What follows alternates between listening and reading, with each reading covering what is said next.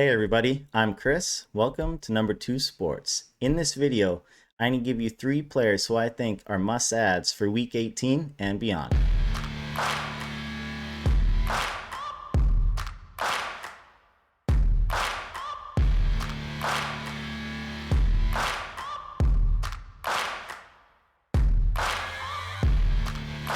So my number 3 pickup this week is Jose Alvarado. Now he should be widely available in most leagues. In Yahoo, he's only 28% rostered. And with the New Orleans situation, that they are one, downright awful, and two, they're pretty decimated with some injuries, with DeJounte Murray going out, and I think a couple other guys are going to get shut down pretty soon, like CJ McCollum, Zion. When does Zion ever play a full season? If you're looking at Jose Alvarado stats, he's averaging 9.9 points, 2.2 rebounds, and 4.4 assists. Pencil this guy in for a few stocks each night as well. I don't think he's that great of a real life basketball player. He definitely has some flaws in his game that he needs to work out, and he might. He's still only in his 4th season. But for fantasy, that doesn't matter. Like, these recent games since Murray went out are amazing. He's going to be a double-double threat with assists nightly. I think this guy's a must-add for Week 18 and beyond. I think he's going to be a great addition to any squad making a playoff push or already in a playoff spot. And especially when silly season gets underway, with the Pelicans going to be shutting these guys down left, right, and center. He's got silly season superstar written all over him. So my number 2 pickup this week is Isaiah Collier, the Utah Jazz point guard. Now he's part of the youth movement in Utah, and he's their first round pick from this year. And he's been absolutely balling out lately. He struggled with some field goal percentage stuff earlier on in the year, but I think he's really settled in, and he's really making the Utah Jazz kind of have a log jam at the guard position. And in classic Utah fashion, they sold nobody at the deadline.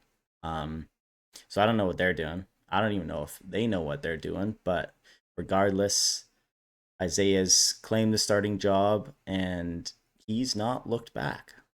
Collier is going to immediately help you in the assist department. Honestly, at this point of the year, you can't find these sort of assists just floating on the wire. His percentages have improved a lot as the season progresses. He's better initially fitted for like a field goal percent punt build. Overall, he's a must roster guy, better suited for any field goal percentage and turnover punt builds. But regardless, this guy shouldn't be floating on any waiver wires heading into the stretch fantasy run. So my number 1 waiver pickup this week and the rest of the season is Donovan Clingan, 38% rostered, which I think he needs to be owned universally. I don't know why he's only 38% rostered. With the Ayton injury, out at least a month with the calf, I could see him honestly being shut down with Portland's situation. There's just no way that Portland's not going to prioritize their youth. They spent a first round pick on this guy. So like, they need to see if he's in their future plans or not. And you're not going to get that by letting him ride the pine. So I know they have Robert Williams and a couple other guys out there, but they have invested heavily in him, and they need to see if he's going to make it in the NBA or not. And I think the youth movement will be happening sooner rather than later in Portland. We take a look at this guy's stats over the last few games here. Starting on the 21 minutes there, that was the game that Ayton went down, and he closed out, I think, the half of the third and the remaining fourth. He goes 8 from 8 for the field, 4 from 4 from the line, hits a 3, 21 points, 7 boards, and a block. Like, that's an amazing line. Then the game after, he gets to start, goes 7 or 12 from the field, 3 for 5 from the line. It's not terrible for a big man. 17 points, 20 boards, couple assists, and 3 blocks. Like, that guy is an absolute monster. He's a big dude. And then if we go to the last game against the Lakers, only had 17 minutes, 3-4 from the field, 6 points, 6 boards, steal, and a few blocks. This is a weird game. I watched most of it.